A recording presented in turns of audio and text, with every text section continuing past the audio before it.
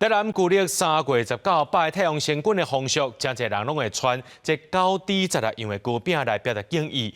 台南市文化协会呢，透过台南活动，要互民众了解在地文化。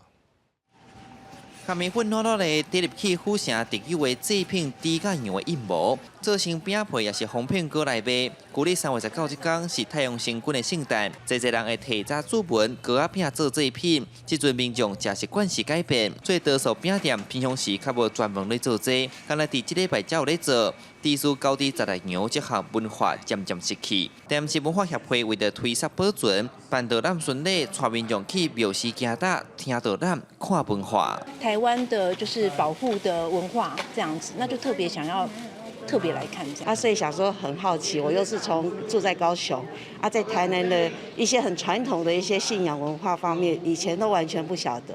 四天就开始要准备要做，那这个又是手工类型的话，它是绿豆糕做的，还有咸粿啊，还有一个叫凤片糕。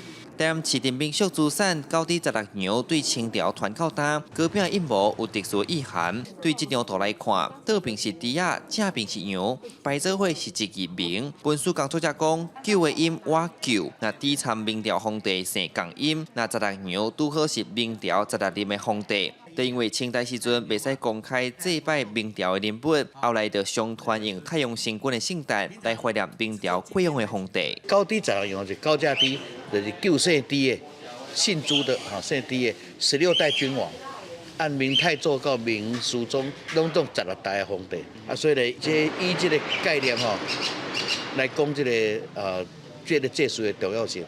文书工作者讲，其实早前有人嘛会摕米香来拜太阳神君，也是用青米、米糕等米制品来祈求五谷丰收。因讲这文化若无好好传落去，未来少年人可能会失去参这份历史的连结。因讲未来继续用行托活动，互大家更加了解这片土地。记者苏台南采访报道。